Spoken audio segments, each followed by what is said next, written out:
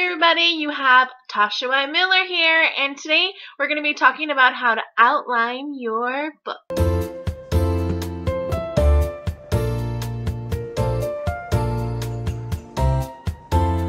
So just so you know that this is not a how to make a story outline. This is from start to finish on how to create your novel outline. I won't be going into great detail about every single step.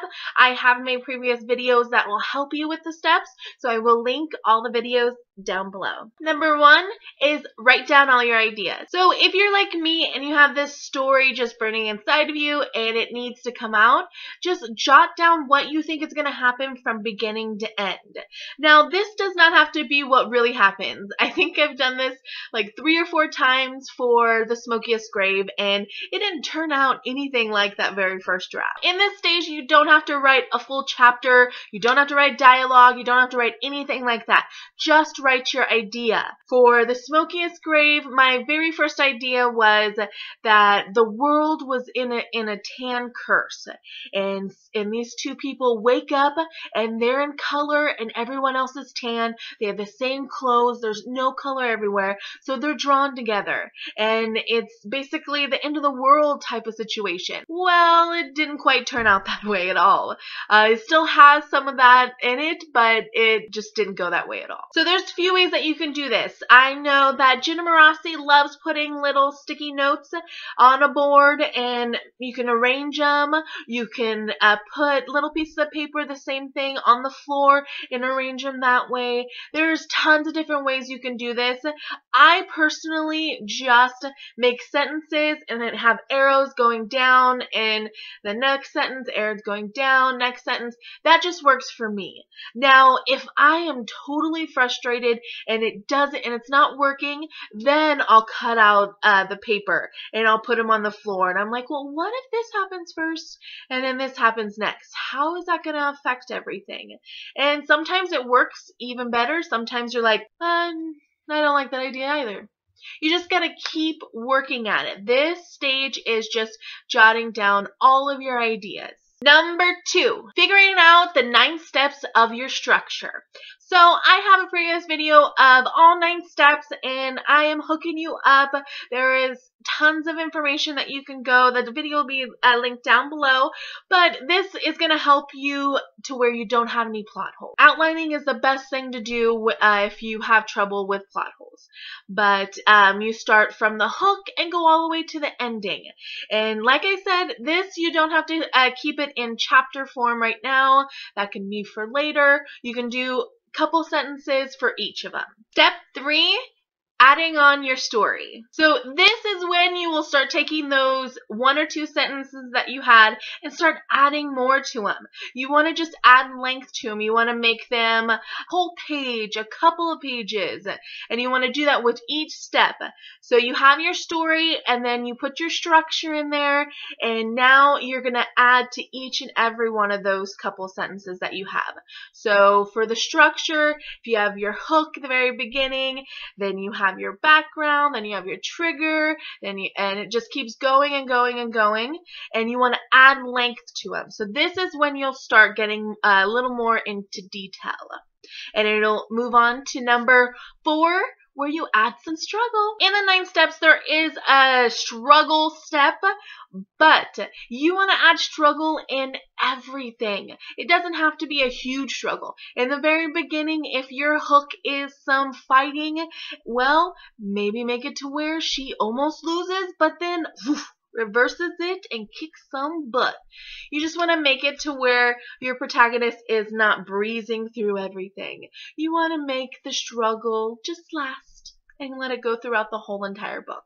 So this is when you already added some depth, so you're at a good at least 25,000 words by now.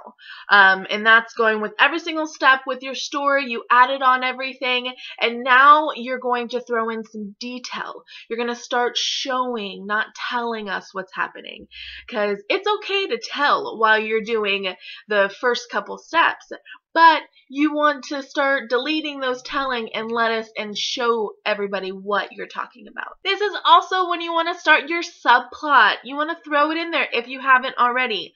I naturally just throw in a subplot because my subplots are usually romantic subplots.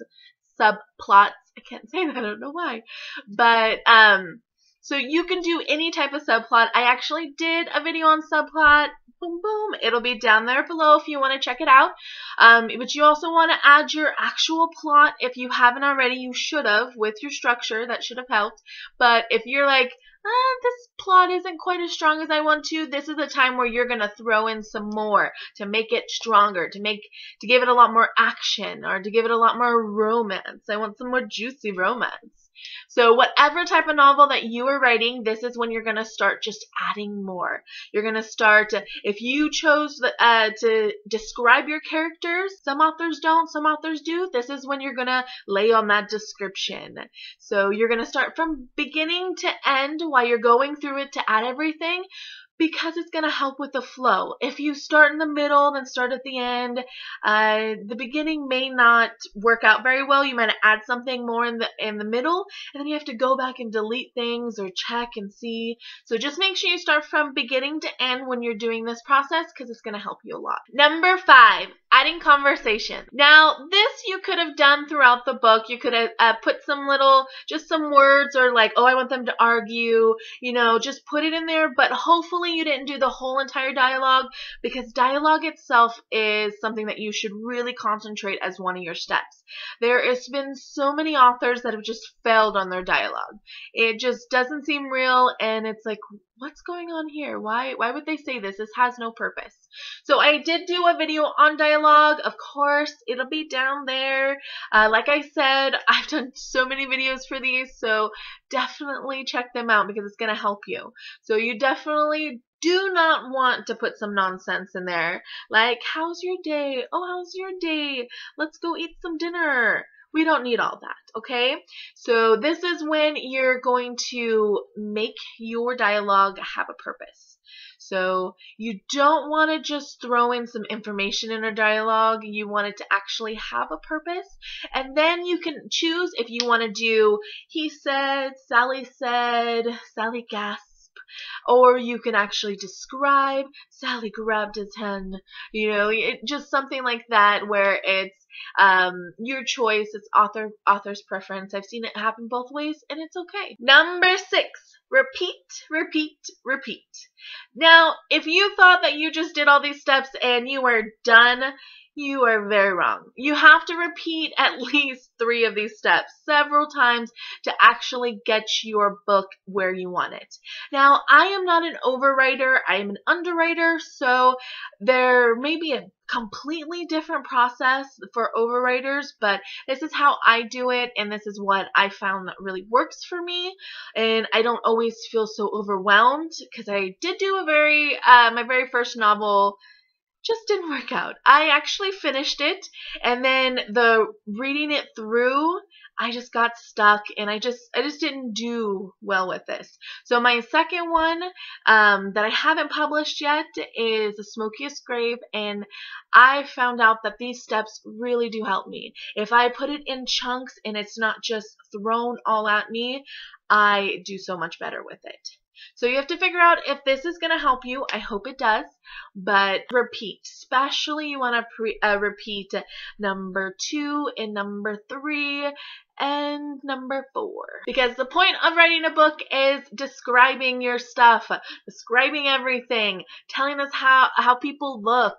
You just need to add as much as you can. Now, you don't have to do some crazy descriptions all the time, but you do want to make sure that the readers are clear what they're seeing, or they're clear what's happening. Alright everybody, that's all I have for you today, and I hope that was helpful. As always, I enjoyed this video and I hope it helps. Go ahead and leave me a comment down below or tweet me at Tasha Y. Miller, and you can ask me anything or you can just come chat. Alright, thank you. Bye.